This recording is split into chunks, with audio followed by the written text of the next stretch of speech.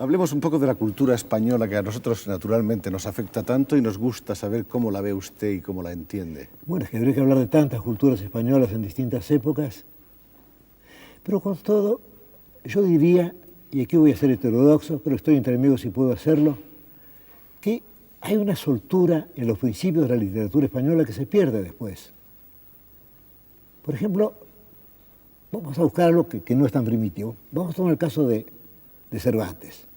En Cervantes, toda esa complejidad que llamamos Cervantes, esa complejidad fluye y uno no siente mayor esfuerzo. En cambio, ya en Hombres de Genio, algo posteriores como Góngora, como Quevedo, ya todo eso está un poco rígido ya. Y luego en el caso de Gracián ya es muy rígido todo. ¿A usted Gracián darlo con las formas? No le gusta nada Gracián. No, la verdad es que no me gusta. Me parece que Gracián parece como una caricatura de este Quevedo. Porque todavía en Quevedo todo eso está como llevado por la pasión. Pero en Gracián todo eso es muy, muy frío. Eso sí que es glacial. Además, llamar a las estrellas gallinas de los campos celestiales, por ejemplo, es imperdonable, ¿no? Amigas, amigos, ¿cómo se encuentran? Retomamos para acabar hoy la modesta y desdichada biografía de Miguel de Cervantes en el momento en el que la dejamos la semana pasada. Para comprender el aspecto trágico y fundamental del Quijote, tenemos que insertarlo dentro de la vida de su autor. Una vida, como dijimos y decíamos la semana pasada, en gran parte desconocida. No poseemos retratos pintados en vida de Cervantes. El más famoso, el que preside el Salón de Actos de la Real Academia, este que tenemos aquí detrás, es el de Juan de Jáuregui, pintor del siglo de oro, aunque según parece se trata de una falsificación realizada en el siglo XIX. Los demás retratos se basan en las descripciones que el propio autor hizo de sí mismo, sobre todo en sus novelas ejemplares. Rostro aguileño, cabello castaño, frente lisa, nariz corza, barbas de plata, bigotes grandes, boca pequeña. Miguel también nos cuenta otros aspectos de su personalidad, como el hecho de que era ligeramente tartamudo, aunque, como escribe, no lo será para decir verdades. Para completar su retrato hay que añadir, por cierta frase en una carta de Lope de Vega, que parece que Miguel de Cervantes usaba antojos, es decir, anteojos, los lentes que solemos llamar también quevedos. A pesar del éxito popular de su Don Quijote, Cervantes nunca llegó a estar convencido de ser un gran escritor y hasta el fin de sus días se obstinará en convertirse en un literato de calidad y prestigio, porque las andanzas de su Caballero de la Triste Figura no tuvieron el mismo reconocimiento entre la crítica o entre los escritores reconocidos. Bienvenidos a Maldita Literatura. Para comprender la parte trágica de la obra, haremos un pequeño paréntesis y volveremos con el autor al que hemos abandonado en una oscura celda del norte de África. Todavía está preso en Argel y ya lleva 5 años y medio en cautividad. Ha intentado fugarse sin éxito en 4 ocasiones cuando su familia consigue reunir el dinero suficiente para pagar su rescate. A su regreso a España en 1580 ha cumplido 33 años. No tiene dinero y ya no es un hombre joven. Felipe II convoca a las cortes portuguesas en Tomar, ciudad de templarios, para ser nombrado rey de Portugal. Hasta ahí viajará Miguel para verlo, pretendiendo un puesto. No consigue recompensa alguna, pero sí un misterioso encargo, una misión de agente secreto que cumplió en Orán. Ciudad bien defendida por sus castillos y baterías y por la que fue gratificado nada menos que con 200 ducados. ¿Por qué le encarga el rey a Miguel una misión secreta? ¿Quién es en realidad Miguel de Cervantes? Uno de los enigmas en torno a la figura de Cervantes, apellido que él escribía con B, es el de su segundo apellido, Saavedra. Sabemos que su padre se llamaba Rodrigo de Cervantes y su madre Leonor de Cortinas, por lo que este no podía ser su segundo apellido real. Miguel lo tomaría como una forma de reírse de sí mismo de un mote que le pusieron durante su cautiverio en Argel, tras la batalla de Lepanto en la que quedó manco. Mientras estuvo preso le llamaba Saavedra, que significa el hombre de la mano tullida. Cervantes castellanizó y empezó a firmar su obra con ese apellido. Sin tener descendencia, se le atribuyó una supuesta hija natural llamada Isabel, fruto de unas relaciones con Ana Franca, una tabernera madrileña y casada, aunque no es seguro que fuera realmente hija suya, sino de Magdalena, su hermana menor. Cuando la niña, a los 16 años, quedó huérfana, Cervantes la reconoció y, para no manchar el apellido de su familia, le dio también como apellido el de Saavedra. Al volver de Orán, Miguel reanuda contactos con el mundillo literario. Pronto comprendió que, si quería vivir de la pluma, tendría que dedicarse al teatro. Por cierto, que uno de los personajes de Los tratos de Argel se llama Saavedra. Desde 1586, por primera vez que nosotros sepamos, Cervantes añade al apellido de sus padres, Cervantes, con B, él lo escribe siempre con B, el segundo apellido Saavedra. Saavedra no es el apellido materno de Cervantes. Se entiende que Saavedra lo incorporó después del cautiverio, cuando estuvo en Argel, porque era como una especie de apelativo que le pusieron allí, y lo coloca justo debajo. Pone Miguel de Cervantes, Cervantes con B, siempre lo ponía con B, y luego Saavedra debajo. Ese es uno de los misterios mínimo, pero picante, que nos deja inquietos. ¿De dónde saca Cervantes ese Saavedra? Incorporó esa especie de apelativo como si fuera un nombre de frontera. La diferencia entre el Cervantes de antes y el Cervantes nuevo. Seguramente el rey de Argel lo tenía como prisionero de valor y también tenía por él preferencia, bien por sus conocimientos, bien por su carácter. Lo llama Saavedra, que significa brazo defectuoso, manco. Es posible que ese apodo fuese transformado por los prisioneros españoles en Saavedra. Así, uno de sus compañeros cuenta, refiriéndose a él, que había un tal de Saavedra al que el rey nunca dio palo, ni se lo mandó dar, ni le dijo mala palabra. Y nosotros temimos muchas veces que había de ser empalado. Y aún lo temió él más de una vez. De forma que incluso sobre ese aspecto llamativo, como es el nombre propio, la vida de Cervantes está envuelta en oscuridades.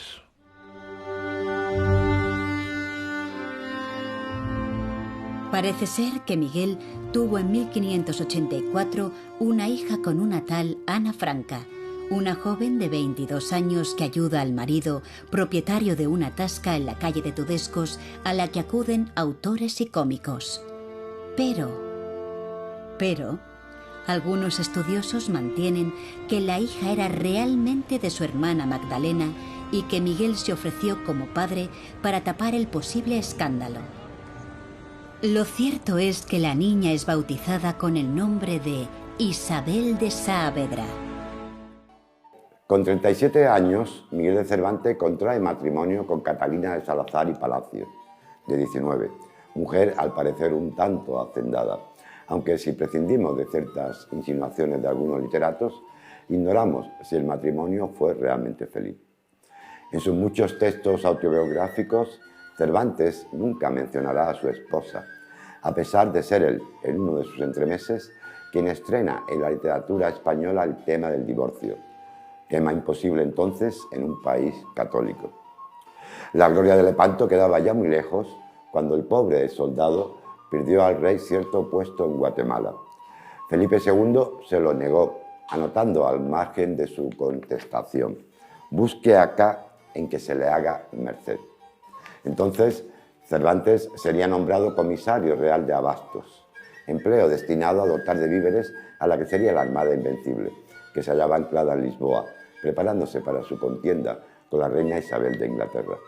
2 años después de su matrimonio, a partir de 1594, Miguel de Cervantes comienza sus extensos viajes por toda la geografía de Andalucía como recaudador de impuestos, trabajo en el que más de una vez sería excomulgado por embargar bienes eclesiásticos. En cualquier caso, poco amor, de haberlo, hubo en aquella relación con Ana Franca. Bien claro lo deja el que Miguel, con 37 años, se casaba 8 meses después con una joven de Esquivias que aún no ha cumplido los 20. Poco sabemos de la joven Catalina de Salazar, excepto que sabía leer y escribir.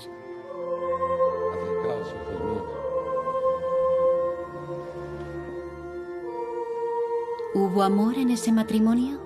¿Fue un matrimonio de interés? Si en algún momento lo pensó Miguel, pronto averiguaría que la familia tenía más deudas que patrimonio. Crédulos, obliviosos, disolutos. Pero Cervantes no se hace a la vida matrimonial. Viaja mucho entre Esquivias y Madrid, donde sin duda se divierte y hace negocios.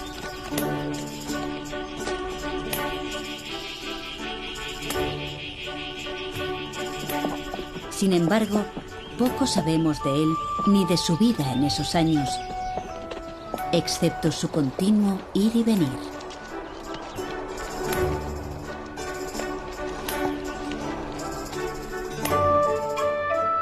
Y 3 años después, en Toledo, otorga poderes a su esposa. Es una clara separación de la que también se sabe poco. Parece que fue consentida por ambas partes. Aunque la joven Catalina siempre seguirá estando en su casa para cuando él la necesite. Durante 10 años, Miguel recorrerá España buscando dinero o víveres para el gobierno, escribiendo muy poco. Hace falta encontrar trigo, alimentos y dinero para la futura armada que Felipe II piensa enviar a Inglaterra. No era tarea fácil. Los dineros para las requisas no llegan de Madrid. Cervantes se ve obligado a requisar ahí donde encuentra, en los graneros de los grandes terratenientes, entre los que hay importantes eclesiásticos, y no tarda en llegarle la respuesta.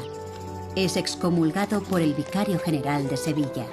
Cervantes excomulgado por requisar el trigo de nobles canónigos. Los altos comisarios lo felicitan por su trabajo, pero no ve un maravedí. Hace encarcelar a un sacristán reacio a cumplir las órdenes del rey y le cae una segunda excomunión, ordenada por el vicario general de Córdoba. El 19 de octubre del mismo año será el desastre de la Invencible, con gran número de bajas de ingleses y españoles, cuerpos que se perderían en el Mar del Norte. Cervantes desaparece durante 7 meses. ¿Dónde está? No sabemos si va a ver a familiares o se divierte con el juego, que parece le gustaba. Lo cierto es que está cansado y manda al rey un memorial buscando un destino en Indias. En él exagera un poco sus virtudes y las de su familia, que dice gastó el patrimonio y toda la hacienda que tenían sus padres y sus 2 hermanas doncellas y quedaron pobres por liberarlo de su cautiverio. En todo caso, la respuesta a su memorial es: busque por acá en que se le haga merced.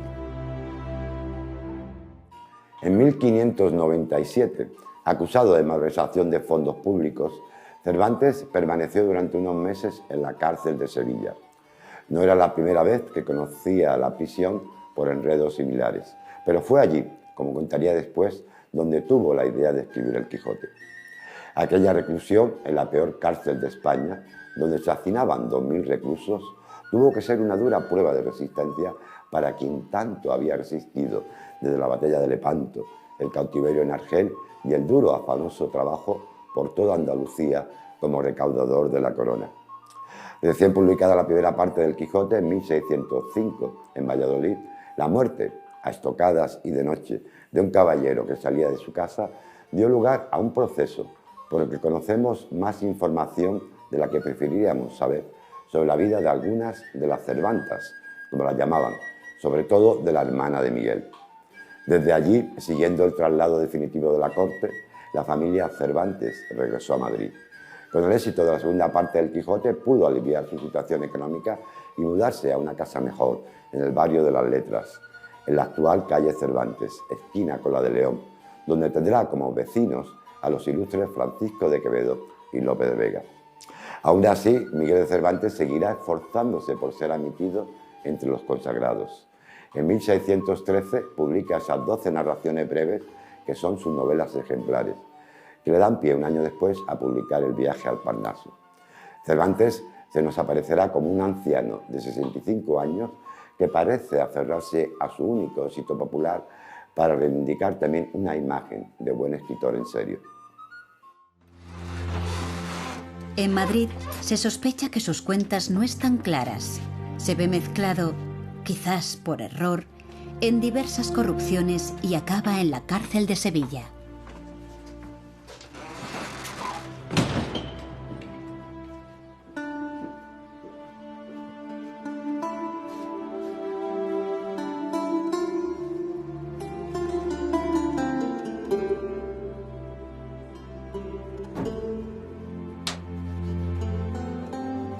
Parece ser que, en aquella forzada soledad, tuvo los primeros atisbos de su Quijote, el caballero que lucha contra las causas injustas.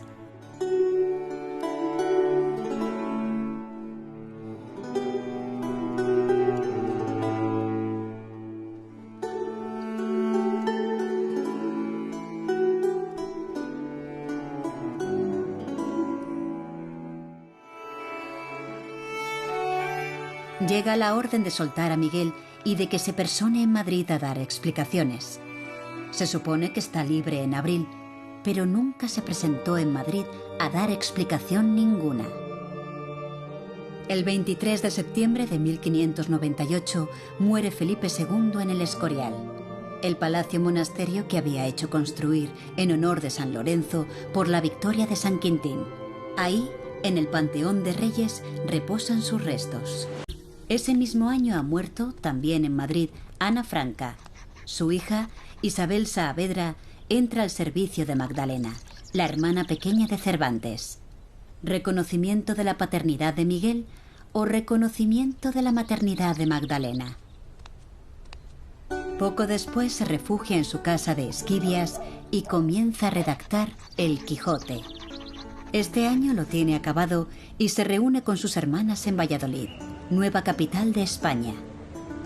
En una casa cercana al río Esgueva acaba viviendo la familia Cervantes, es decir, Miguel y sus mujeres, sus hermanas Andrea y Magdalena, su supuesta hija Isabel, Constanza, su sobrina, y Catalina, su mujer.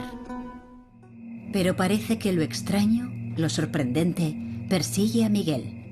A las puertas de su casa es acuchillado un caballero ezpeleta. Cervantes y otros vecinos acuden en socorro del herido, al que suben a uno de los cuartos de la casa, donde morirá al día siguiente. Se detiene a todos los ocupantes de la casa y la moralidad del hogar de Cervantes queda en entredicho. Sus mujeres no tienen buena fama. Se descubren amores ilícitos. Él mismo no queda demasiado bien. Se le supone metido en raros negocios, jugador. La corte vuelve a Madrid y la familia Cervantes la sigue. Van de una casa a otra hasta que establecen residencia en la calle de León. Pero ya se empiezan a notar los años. Magdalena primero y luego Catalina, su mujer, y su hermana Andrea visten en 1609 el hábito de la Orden Tercera de San Francisco. Lo más sorprendente es que, 2 meses antes, Miguel se había hecho de la Congregación de los Esclavos del Santísimo Sacramento, a la que estaban afiliadas muchas gentes de letras. Debían de hacer ayuno y abstinencia los días prescriptos, asistir a los oficios diariamente, tener continencia. Es de suponer que no se lo tomaban demasiado en serio. En 1609 muere Andrea. En 1611 es Magdalena, entonces ya Magdalena de Jesús, la que va a reunirse con el Creador. Catalina y Miguel y la sobrina Constanza se mudan a la calle de Huertas, el barrio de las Musas. En esos años, al amor del éxito del Quijote, Cervantes publica más obra. En 1613, las novelas ejemplares.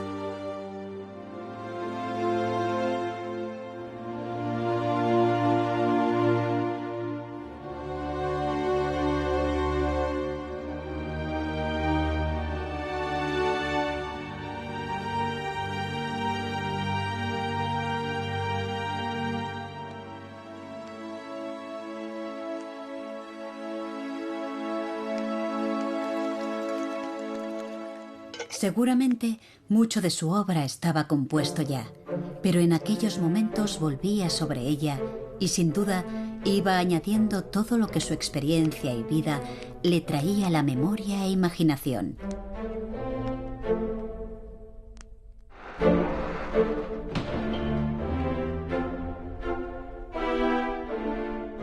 En 1614 sale El viaje del Parnaso. Según relató un amigo de Cervantes, unos diplomáticos franceses visitaron al escritor, al que describen como viejo, soldado, hidalgo y pobre.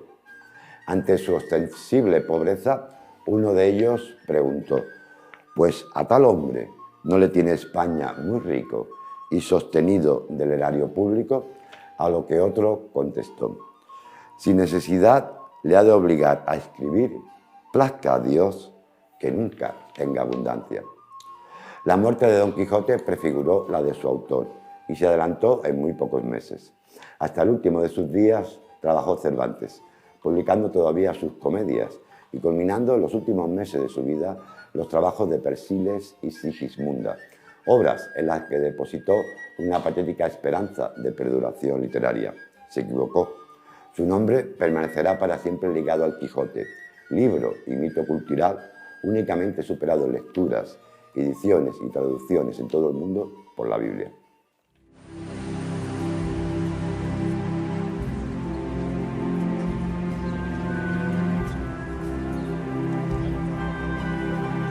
Cervantes ha envejecido y sigue sin resolver sus problemas económicos cuando a finales de la primavera de 1610 el conde de Lemos está en Barcelona haciendo los preparativos para tomar posesión de su cargo como virrey de Nápoles.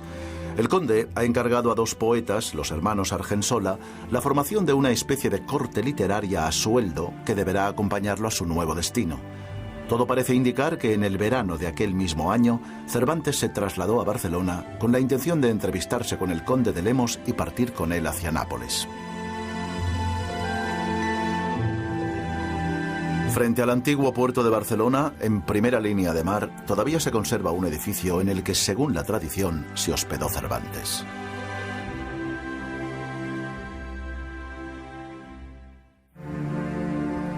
Finalmente, el conde parte hacia Nápoles sin recibirlo. Desde la ventana de su habitación puede ver cómo las naves de Lemos se alejan en el horizonte. Ha perdido la última oportunidad de resolver sus problemas económicos y de obtener el reconocimiento literario que merece.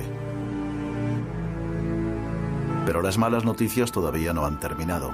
En 1614, un tal Avellaneda escribe y publica una continuación de las aventuras de Don Quijote.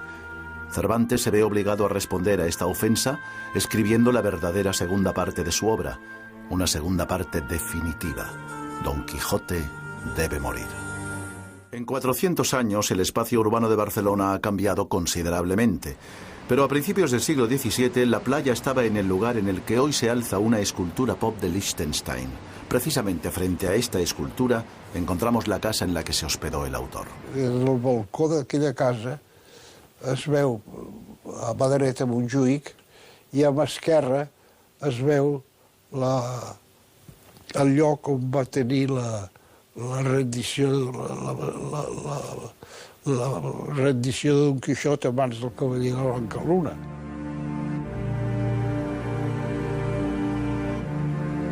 Muchos especialistas han buscado paralelismos entre la vida de Cervantes y Don Quijote. Es posible que solo sea una casualidad, pero el lugar en el que Cervantes sufrió su mayor derrota personal es el lugar exacto donde su gran personaje es definitivamente vencido.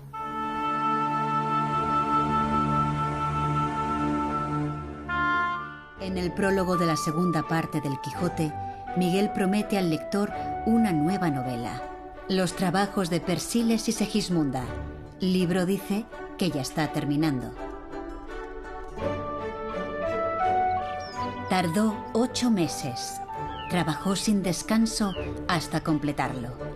Y el día antes de morir, redactó el prólogo dedicado al conde de Lemos, que comienza de esa hermosa y terrible manera.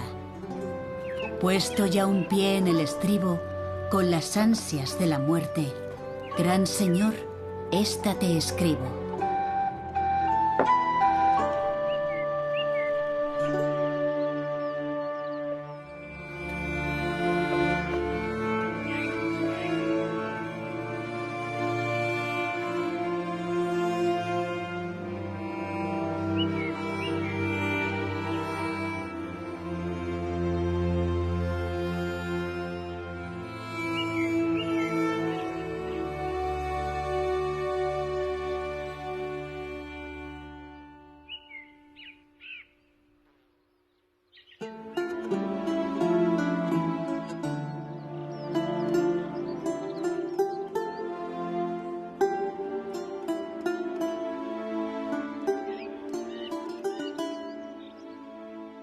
Adiós, gracias.